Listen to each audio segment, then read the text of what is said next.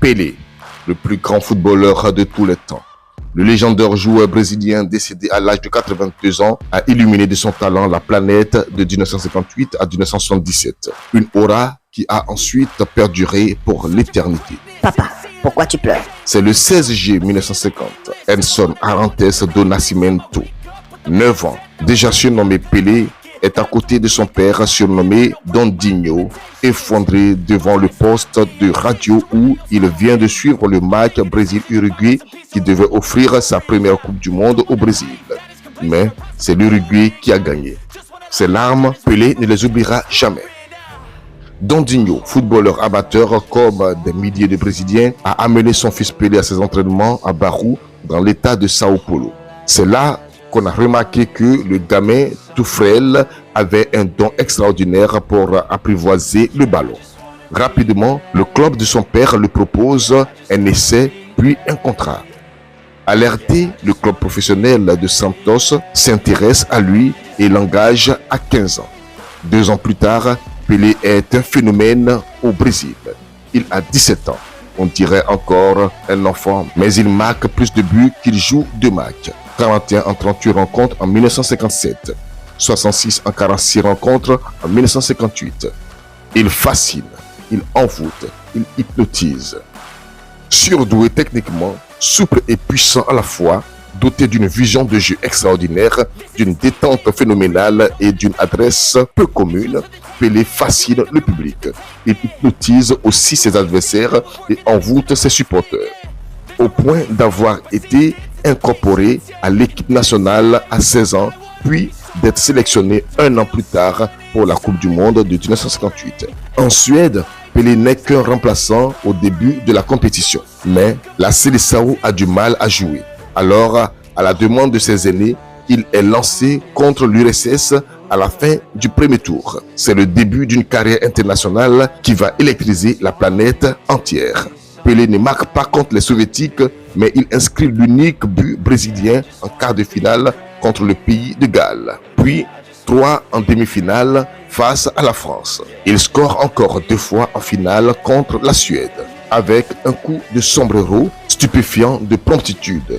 Un second d'une tête amortie sublime. Avec ses 6 buts en 3 matchs, ses larmes de joie et d'émotion en songeant à son père, son sourire enfantin, Pelé devient le roi Pelé. Et le Brésil, enfin sacré champion du monde, n'oubliera jamais cette coïncidence.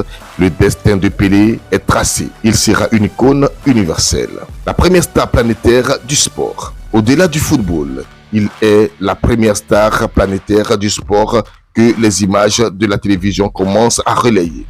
Et Pelé ne déçoit pas. Il continue sa carrière sur le même rythme effréné, fidèle à son club, le Santos, alors que plusieurs vedettes brésiliennes s'en vont jouer en Italie et à la Seleção dont il est la lumière sans en être le capitaine. Même Garrincha, une haute idole absolue du Brésil des années 60, n'égale pas dans le jeu la constance de Pelé au plus haut niveau. But, dribble, feinte, passe. Il invente en permanence des phases de jeu qui le rendent imprévisible. Blessé au cours des Coupes du Monde de 62 puis 66, Pelé ne peut y donner sa pleine mesure comme en 58. Mais sa revanche est éclatante en 70. À l'automne 69, il a inscrit au Maracanã de Rio sur penalty contre Vasco de Gama le 1000e but de sa carrière à 29 ans. 6 mois plus tard, au Mexique, il est au sommet de son art. Entouré d'autres numéros 10 talentueux, Rivelino, Tostão et Gerson, et accompagné par le rapide Jairzinho, Pelé est irrésistible. Ses coups d'éclat sont pertinents contre la Tchécoslovaquie, l'Angleterre, la Roumanie, le Pérou, l'Uruguay et l'Italie. En finale, il ouvre le sacre face aux Italiens d'une reprise de la tête et il semble rester en suspension, puis il offre à Carlos Alberto le 4e but de la victoire brésilienne d'une passe aveugle somptueuse. Pelé remporte la Coupe du Monde pour la 3e fois. À ce jour, il est seul. Le seul avec 3 Coupes du Monde. Pelé a dépassé les limites de la logique. Résumera alors Johan Cruyff, le génie d'Amsterdam. En 1971, Pelé décide d'arrêter sa carrière internationale après 92 sélections, puis en 1974 sa carrière en club. Pourtant, en 1975, il rejoint à New York l'équipe baptisée Cosmos pour participer au renouveau du championnat nord-américain jusqu'en 1977.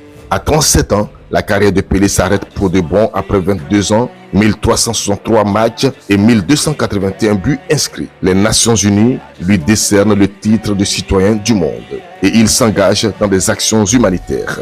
Un temps tenté par une carrière politique au Brésil, Pelé se heurte au cacique de son pays et préfère honorer de nombreux contrats publicitaires. Sa santé déclinant après ses 70 ans, il commence à limiter ses déplacements dans le monde où partout il était accueilli comme un roi, à la renommée intacte jusqu'à sa mort. Adieu, le roi Pelé. Le monde du football ne t'oubliera pas de sitôt.